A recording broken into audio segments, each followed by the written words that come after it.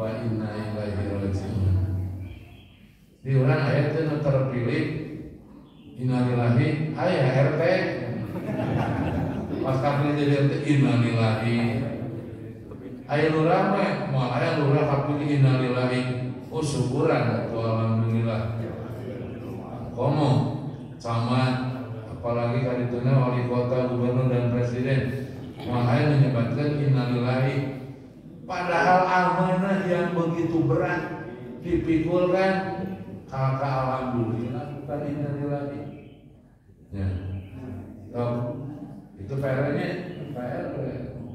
Pas jadi RW innalillahi, jadi RT innalillahi, jadi lurah alhamdulillah.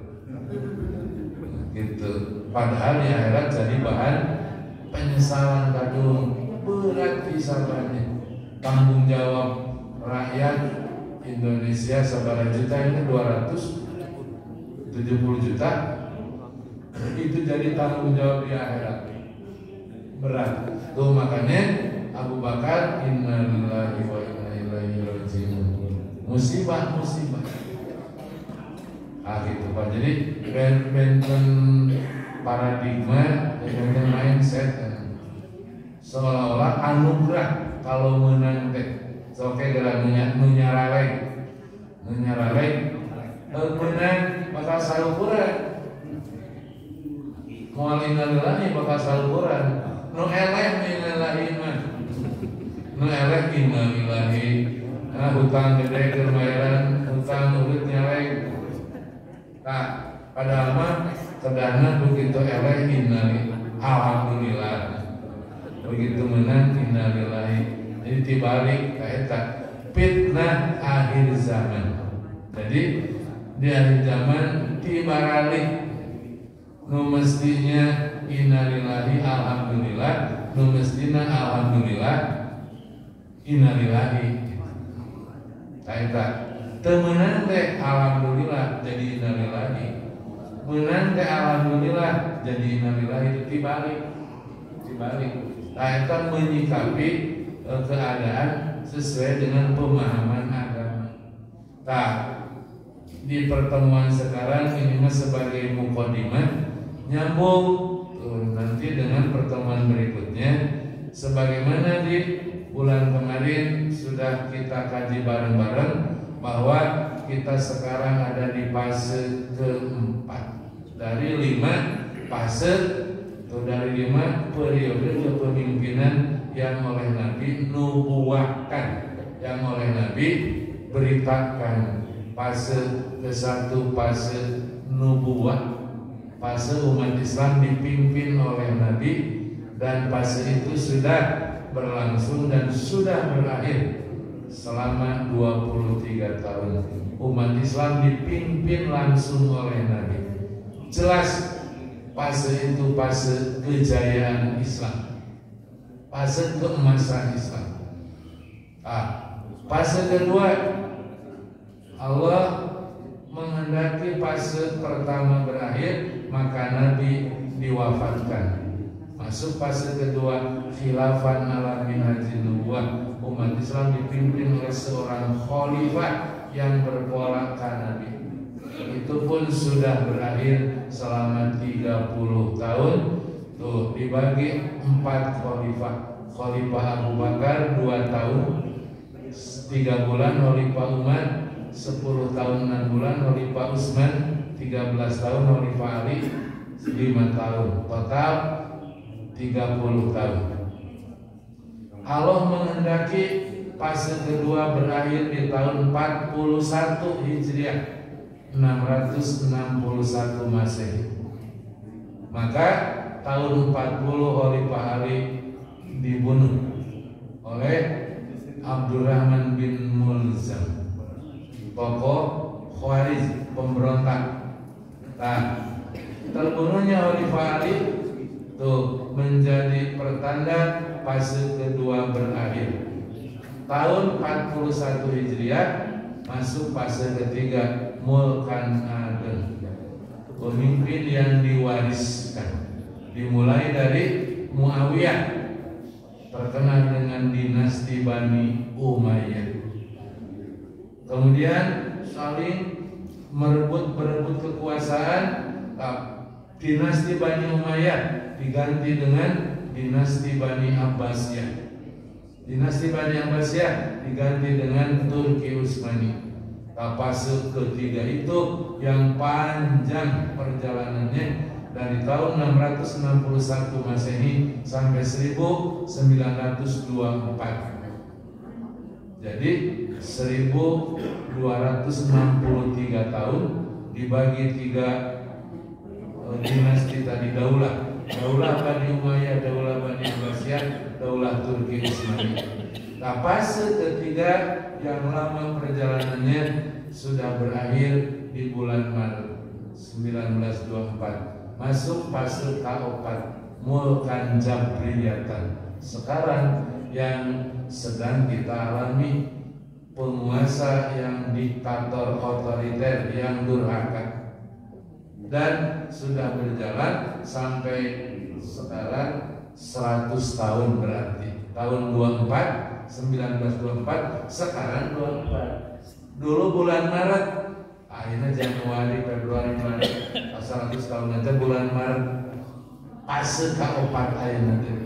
Nah, di fase keempat ini menentukan, karena fase kelima fase umat Islam berjaya lagi, dan fase kelima tidak lama. Dalam hadis berkisar antara 7 tahun, 8 tahun, paling sampai 9 tahun. Jadi Islam berjaya di akhir zaman tidak lama, hanya 7 tahun atau 8 tahun atau 9 tahun menurut hadis. Nah, yang sekarang itu masih fase fitnah, fase ujian.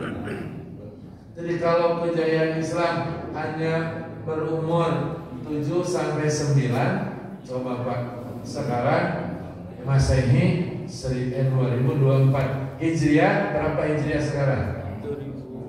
1445. Ditambah periode Mekah 13, 1458. Kalau nanti kejayaan Islam 7 tahun atau 9 tahun, berarti itu 1458 salapan ya. Seberapa? 1458 tambah salapan 67, 1467. Nah, umur umat Nabi Muhammad tidak akan mencapai 1500 tahun Hijriah. Itu dilihat dari tanda-tanda, tidak akan sampai ke 1500. Sekarang kan 1445 ditambah periode Mekah 13 tahun, jadi 1458 tahun. Nah, kalau sekarang Islam berjaya terus 7 tahun atau 8 tahun, ini belum mungkin, karena di fase keempat fitnahnya juga baru tanda kiamat wusta, tanda kiamat kubronya belum. Tidak akan terjadi kiamat sebelum bermunculan 10 tanda kiamat besar. 10 tanda kiamat besarnya, 1, munculnya dukhon. Apa dukhon? Asap tebal yang menutup bumi. Yang kedua, dabatul ard, binatang melata yang bisa komunikasi. Yang ketiga, Dajjal, turunnya Dajjal, dilepaskannya Dajjal dari tempat persembunyiannya di daerah Asfahan atau Khorasan, Iran, Pak, Iran. Didinya disumputkan kalau Dajjal di Pulau Asfahan. Nah, nanti bakal dibuka oleh Allah borgolnya dan dikeluarkan jadi ujian. Ujian paling berat di akhir zaman kalau hidup sajaman sareng Dajjal. Ujian paling berat di akhir zaman kalau hidup ditakdirkan sejaman dengan Dajjal. Berat ujiannya, karena Dajjal bakal datang kemana-mana mengaku jadi Tuhan yang tidak mengaku dibunuh oleh Dajjal, atau hidupnya dikutuk jadi miskin. Karena Dajjal diberi kemampuan oleh Allah sehingga Nabi Isa. Nabi Isa kan mujizat. Nabi Isa dengan usapan tangannya yang sakit bisa sembuh, yang mati bisa hidup. Dajjal juga sama, diberi kemampuan bisa menghidupkan yang mati dengan usapan tangannya, tapi sebagai ujian dari Allah, bukan mujizat. Dajjal orang banyak terperdaya oleh kesaktian Dajjal. Akan Dajjal tuh duhon belum, terus tadi binatang melata belum, Dajjal belum. Nanti Yajuj Majuj, benteng Yajuj Majuj. Kalau Dajjal mah satu, Yajuj Majuj mah kelompok orang yang punya spesifikasi berambut pirang, bermata sipit.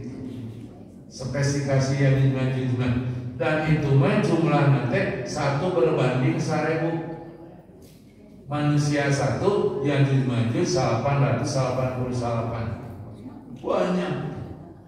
Nah, setelah Yajuj Majuj, Nabi Isa, setelah Dajjal, Nabi Isa turun, setelah Nabi Isa Yajuj Majuj. 6 tanda kiamat besar, 1 dabat, duhon, 2 dabat, 3 Dajjal, 4 Nabi Isa turun, kemudian 5 Yajuj Majuj, 6 matahari terbit dari sebelah barat.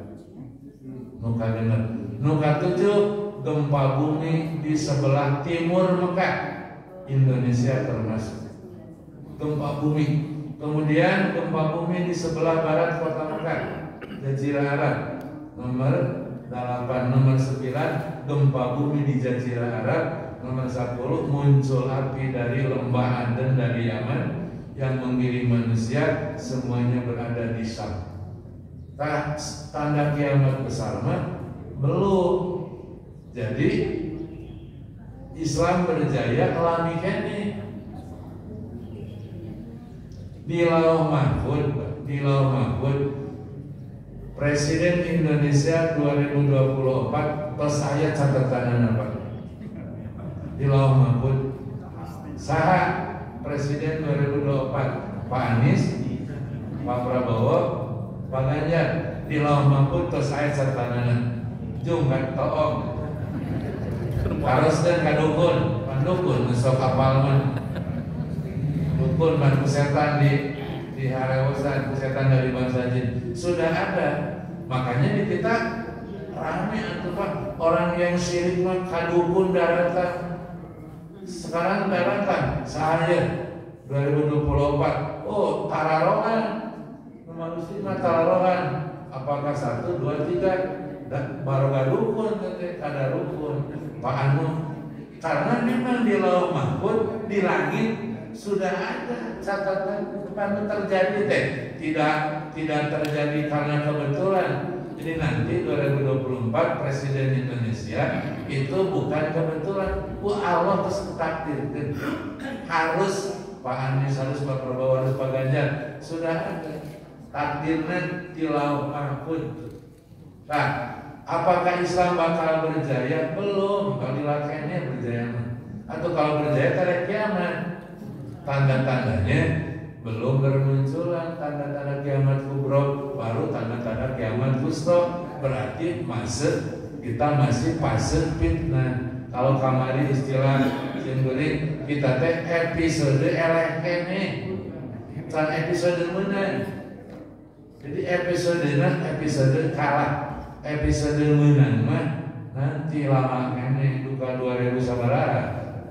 Nah, kalau begitu itu jadi pesimis. Jangan pesimis mah. Kita diberi pahala dari ikhtiarnya. Dan kita hisaban di akhirat ringan kalau sudah benar dalam berusaha. Gitu banyak. Sakit tuh tong mukadimah itu memahami fitnah akhir zaman. Lain salah, nanti apa saja fitnah-fitnah akhir zaman itu berat. Diibaratkan malam yang gelap gulita, seseorang pagi hari mukmin, sore hari sudah kafir. Sore mukmin, pagi sudah kafir. Saking beratnya fitnah. Dia menjual agama demi kepentingan dunia. Nah, ini sebagai pengantar untuk memahami fitnah zaman. Insya Allah bulan depan kita masuk ke jenis-jenis fitnah di akhir zaman. Sampai saya ditutup, mau ditambahkan?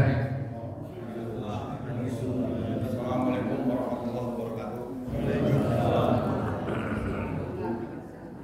Saya ngajar bisnis Pak Ustadz untuk inspirasi ya, bisnis entrepreneurship. Itu korun itu kan luar biasa ya, dari miskin jadi kaya raya. Tapi walaupun itu ini ya oleh Allah Subhanahu wa Ta'ala dihukum lah. Itu usahanya tuh apa sebetulnya? Kalau dugaan saya itu dia berkolaborasi atau difasilitasi oleh Fir'aun untuk melawan Musa. Padahal itu kan Fir'aun, Korun itu kan sebenarnya saudara Musa, sepupu ya. Karena bapaknya itu adik kandungnya daripada Imron, ibu bapaknya Musa. Nah itu apa usaha nanti yang kita bentar? Kalau kondisi nanti ditanggung kan gitu ya. Yang kedua,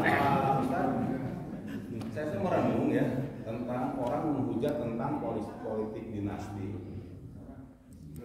atau federasi secara dinasti. Saya lihat dari kenabian itu banyak juga ya dari keluarga ya.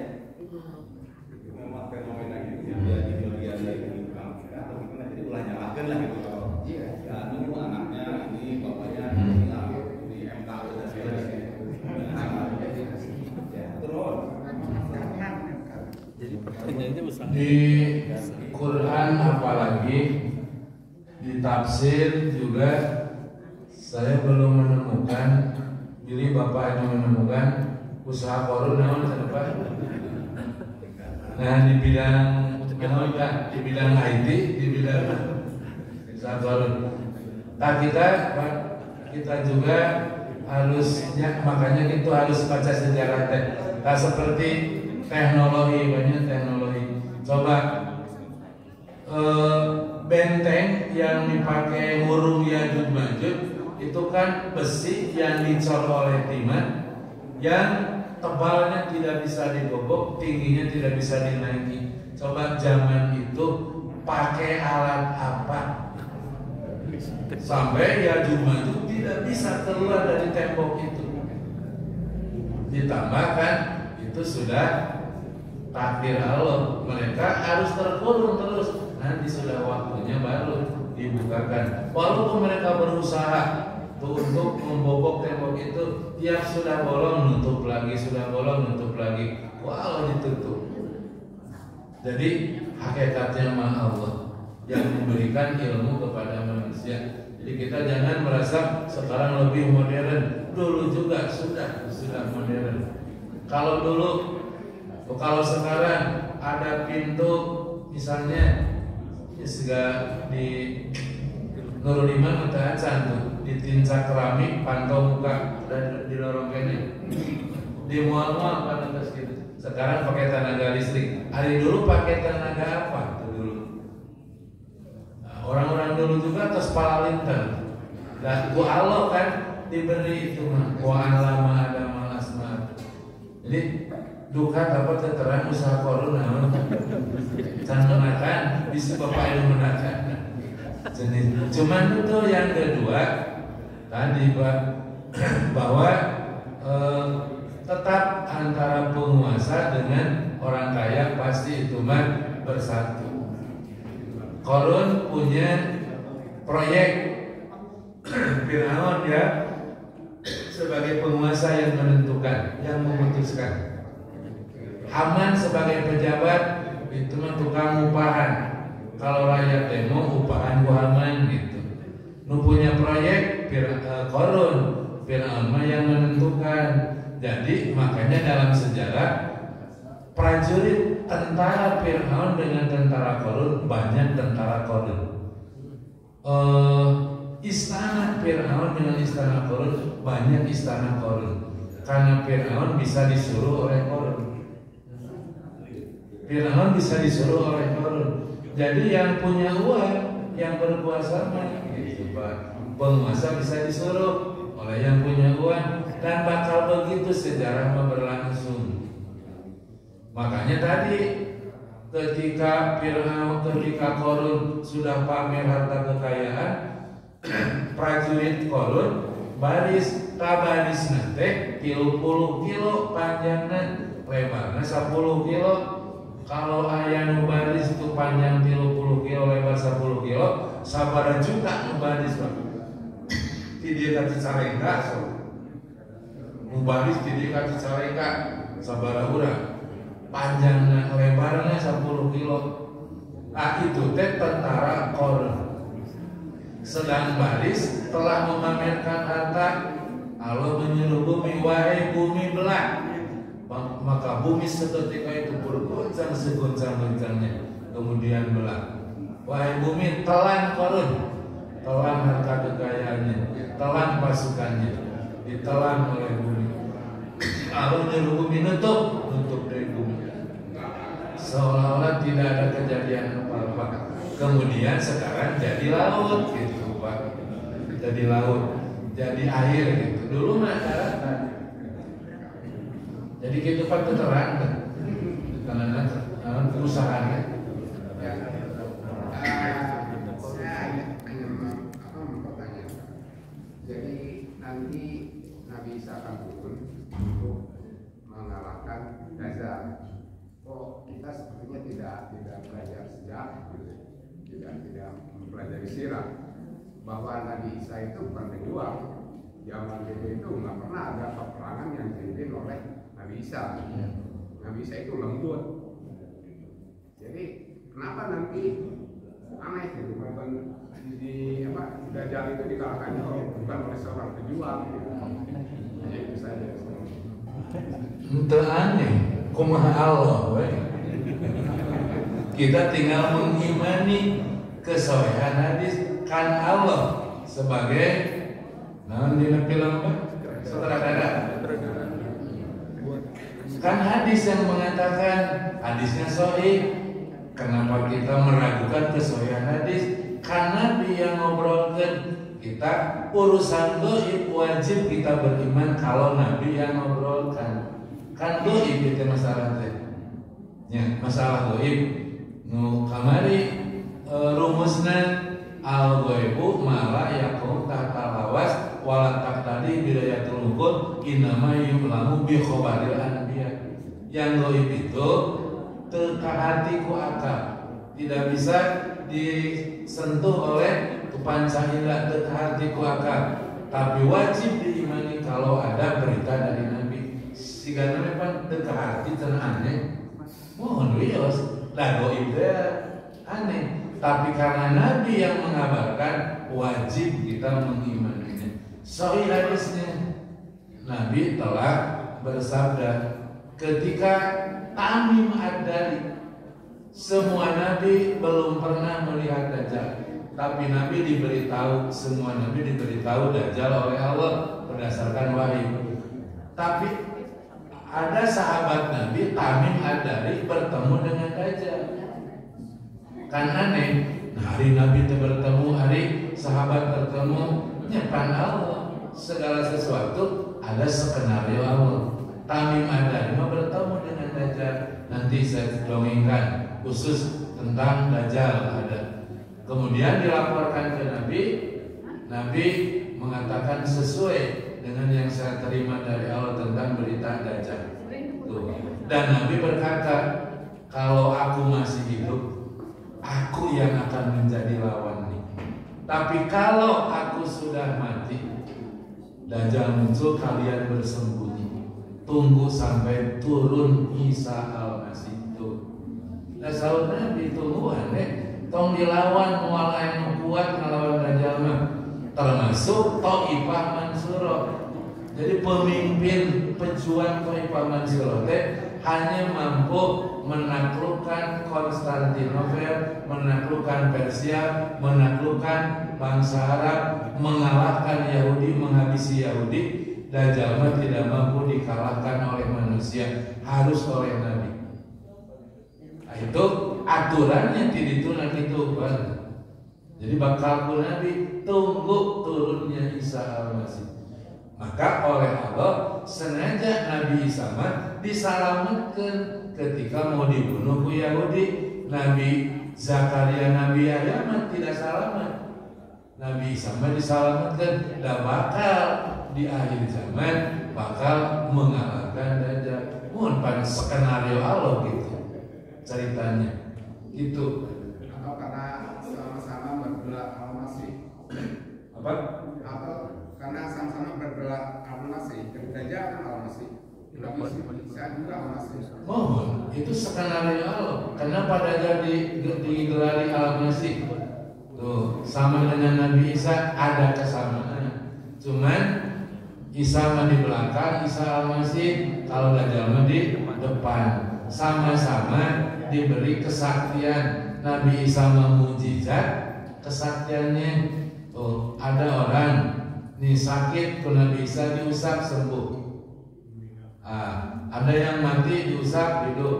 Dajjal sama punya kesaktian. Makanya orang banyak yang kagum. Sakti Dajjal, saktinya Dajjal itu ujian supaya orang nu beriman kuat mah walaupun sakti bukan Tuhan. Supaya ngaku jadi kan kalau orang ingin tampil beda, kudu punya beda gitu. Punya kekuatan, punya harta, kekuasaan, kesaktian. Tuh, Dajjal saya Tuhan, non buktina kudu aya bukti. Ngaku Tuhan ke memperlihatkan buktinya bisa menghidupkan yang mati. Kan orang jadi wah bener kita Tuhan hebat. Nah bagi yang tipis iman ikut teka Dajjal. Yang kuat iman mah moal kagoda. Tuhan mah tidak, makanan tidak pecak sabelah. Dajjal mah yang sebelah kanan tidak melihat, yang kiri yang melihat. Nah, makanya insya Allah dari mulai bulan depan kita akan satu persatu membahas tentang fitnah akhir zaman. Hadis-hadisnya insya Allah ada yang sahih dan ada yang sahih-sahihnya yang kita kaji bareng-bareng bab fitnah akhir zaman insya Allah. Cekap sakit waktu langsung yang kena pilih badai hari ini. Aku qauli hadza wa astaghfirullah li wa lakum. Rabbana atina fid dunya hasanah wa fil akhirati hasanah wa qina adzabannar. Wassalamualaikum warahmatullahi wabarakatuh.